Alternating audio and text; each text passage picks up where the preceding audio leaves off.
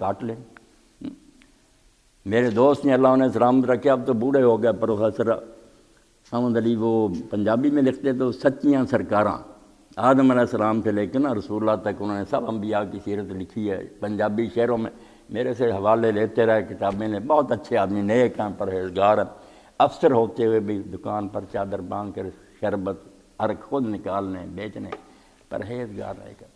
تو وہ یہی اس کتاب میں لکھتے ہیں، جو کچھ بیجیں سوئیو وڑ سے تے من سے ٹوپے پائیاں، ذرہ ذرہ تو اس وقت ماپ لے گا کہ کتنا میرے پلے ہے۔ اس وقت خلیان جو ہوگا نا، جب صاف ہو جائے گا گلا، پھر ماپتے ہیں نا بالٹیوں وغیرہ سے، جو کچھ بیجیں اوہو وڑ سے تے من سے ٹوپے پائیاں، جاؤں پیا بیجیں تے آس کنک کی کوڑیاں آساں لائیں۔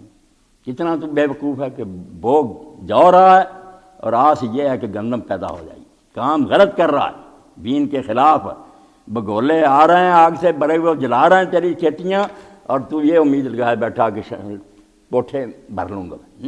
اللہ نے کہا یہ محنت ضائع ہونے کی بدترین حالت ہے کہ تم بوڑھے ہو چکے ہو، بچے نکے چھوٹے چھوٹے ہوں، باغ جل کر رہ جائے تمہاری امیدوں کا، جن چیزوں پر تمہیں آس رکھو کچھ بھی نہ ملے، تو اس سے زیادہ بری حالت کسی کی ہو سکتی؟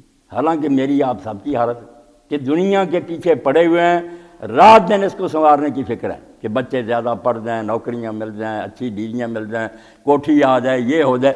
کوئی نہیں سوچتا کہ یہ تو اسی دنیا میں دھرا رہ جائے گا، مرنے کے بعد جب وقت آئے گا اس کے لیے بھی کچھ ہے۔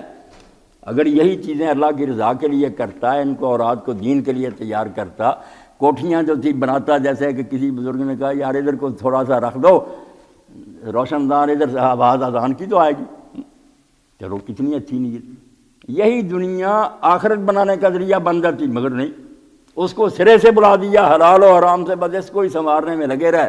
وقت آیا پھر بگولا آیا آگ سے بھرا ہوا، باغ جل کر رہ گیا، تباہ ہو کے رہ گیا۔ اور اسی کو نیک لوگ چیختے ہیں، چلاتے ہیں، خواہ وہ اردو میں لکھتے ہیں، پنجابی میں لکھتے ہیں، عربی میں، سب دعائی دیتے ہیں۔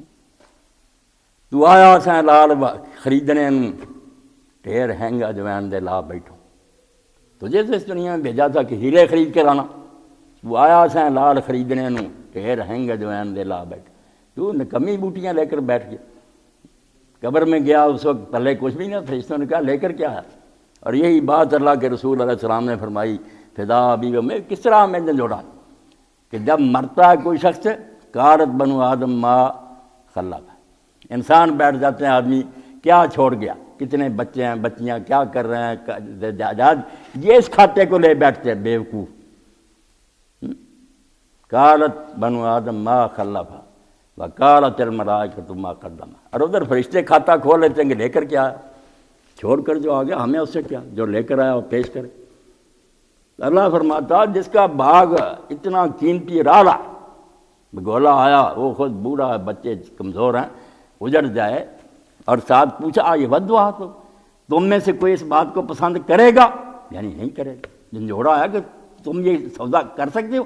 نہیں، ہر شخص کرے توبہ توبہ، ایسا نہ ہو۔ تو اللہ کہتا کر تو رہے ہو یہی بات کہ باغ اپنا اجاڑ رہے ہو۔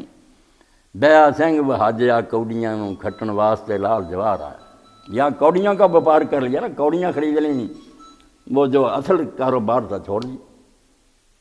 اللہ کے رسول علیہ السلام بار بار سمجھاتے رہے، حدیث رسول بڑی بڑی، قرآن بڑا پڑھا، نیک لوگوں کی باتیں کہ کچھ آخرت کے لیے کر، یہاں ٹھہراؤ جو ہے نا عارضی ہے، چند دنوں کے لیے، اور کوئی پتہ نہیں کس وقت دنیا سے چلا جائے۔ اپنی موت کے بارے میں بھی کوئی شخص آگاہ نہیں ہے کب آ جائے۔ انہی دنوں میں ماسٹر صاحب بھی بیٹھے ہیں، حکیم صاحب بھی، میرے بھی بڑے محبوب دوست تھے، چودھری سفر صاحب فوت ہو گئے، چھوڑ گیا دنیا، 9 دن قوم میں رہے، بس کوئی خبر نہیں۔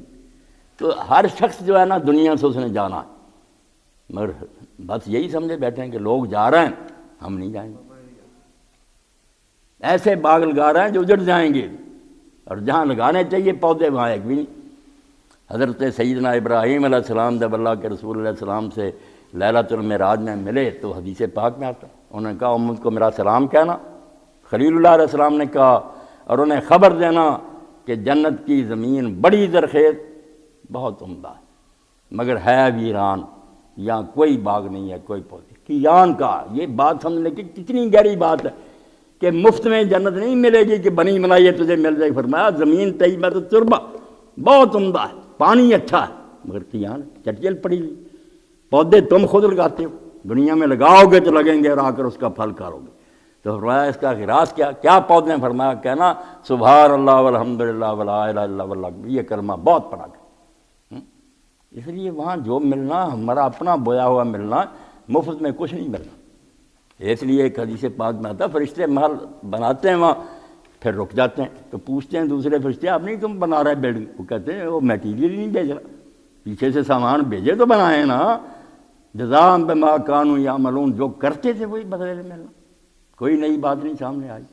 اس لیے جنہوں نے یہاں باغ اپنے اعلیٰ سے اعلیٰ تیار کیے مگر اللہ کو راضی نہ کیا, وہ بگولا آیا جل گیا, مرنے کے بعد کچھ پلے نہیں پڑا. جنہوں نے اللہ کی رضا کے لیے کیا انہوں نے ایک سبحان اللہ ہی نیک نیت سے کہا, درخت لگ گیا جس کے سائے میں اللہ کے رسول فرماتے ہیں 100 سال گھوڑے کا سوار چلے گا تو سایہ ختم نہیں ہوگا. دل ذلیل بہت عمدہ سایہ.